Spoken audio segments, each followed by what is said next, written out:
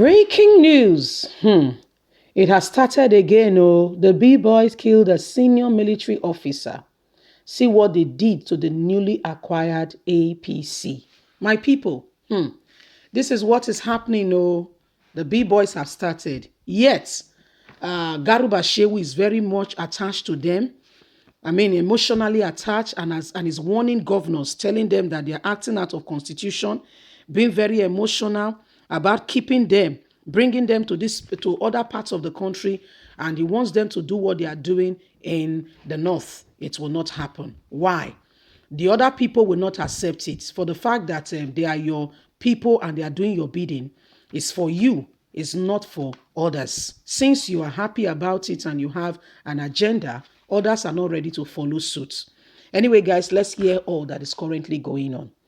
In the latest development, as reported by Sahara reporters, unknown gunmen have been terrorizing the communities of the north, reportedly killed a senior armed officer identified as Major J.F. London in Zamfara State.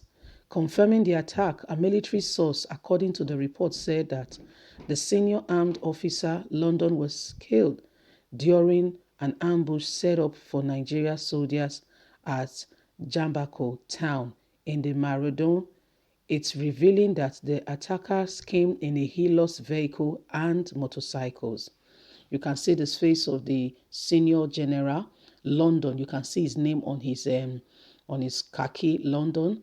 However, a closer look at the Hilux vehicle showed that it was a vehicle given to the repentant bandits by Governor Bello Matarawa. You see, and that's why this thing is, they all have a stake in it. I'm sorry to say, but it's the truth.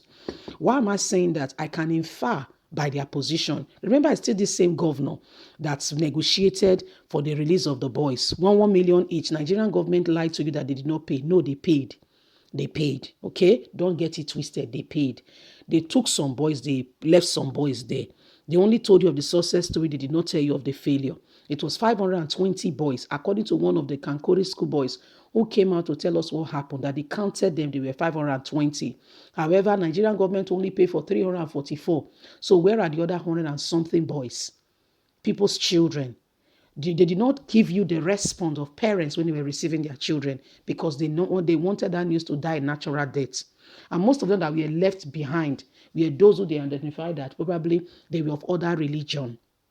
Okay, so they took those ones maybe to indoctrinate them or to use them for whatever they want to use them, only God knows. But guess what? They will be freed. How it will happen, I cannot tell you. So what are we talking about? So this is what they did. Okay, so they ambushed the hillocks that they came with. Can you see that these governors, they are part of it? You are the one deceiving yourself saying that the governors of the north, no, listen, nobody investigated that governor as to how did he get to, he said he was the one that negotiated. You know that matter died a natural death. But when one of a well-meaning Nigeria, Obadiah, came out and said one of the northern governor is the head of the B-boys, that northern governors are facilitating and fueling and sponsoring these activities that are going on in the country. In fact, SSS did not leave him alone. They kept inviting him for questioning again and again and again and again. But when it comes to governors that have been, for instance, El-Rufai has been indicted. This governor, whatever his name is, has also been indicted. Sokoto governor, a lot of them has been indicted. But nobody has investigated. Can you see the country that we are in? And yet they said Keredolu has no right to tell them to leave so that they can form a camp, right? When you see that woman that married a senator's brother, and I don't know, whatever domestic violence they have, the brother died in the process. She killed her husband. Do you know they've sentenced her to death for one person, a mistake that nobody truly know exactly what happened? Whatever we are hearing is called hearsay. Nobody was there. They said she was jealous that her husband was, it's called hearsay. You were not there. There are no evidences proving beyond reasonable fact that was her state of mind that led her to doing whatever she did to her husband, that at the end, if she was the one that died in the case, if it was the reverse, the matter would have died a natural death. Despite the fact that she has a 5-month-old baby, they've condemned her to death, just to let you know. But these people that have not killed 100 or thousands are being called repentant. They pay them 150,000 naira every month. Oh, you don't know? Hey, they do. The government pay them. Those that want to work, they put them in the army or they put them in police or navy, whatever. Then the ones that wants to go abroad to study, they send them abroad. You don't know. You are oblivious to what is going on in the country. There is a game plan. Buhari came in and the very first thing Buhari did, the very first thing was to start what we call Ruga. Is that the education you promise people that you're going to have a reform on? You send your children to London to study, to give them the best opportunities in life. You leave other people's children to wallow in uncertainty here. When the world is changing fast, people need to catch up with technology and times that we are in to make them relevant. You send your children to be well educated and informed, yet you leave other people's children to wallow in uncertainty. Shame. Is it the health system? 2017, Buhari was sick. Over 3 months, he was outside this country. When later Bakari died, the hospital in Aso Rock could not cater for him. There were no facilities. As at that time, the doctors had been held 6 months' salary, to mention but a few. You understand what is going on in this country, you will know that this is a very shameful country. Shameful, as the word defines, shame. Yes? And now look at what is happening. Do you know what they're even doing to the generals? Oh, I've not told you.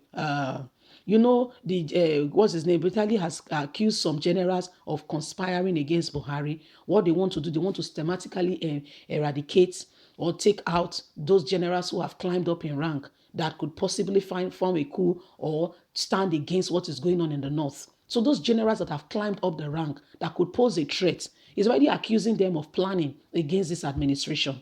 What would that say? They will not put them, as we are speaking, some are in prison, some are being interrogated, some are being investigated. It's all a conspiracy theory to take them out. So at the end of the day, there is nobody to challenge them. It still has 2 years to go. 2 years is a long time. 2 years, 2 years ago, the activities of herdsmen was not as bad as this. 2 years down the line, see how bad it is. One of the governors has risen up and they are saying, no, you cannot send them away.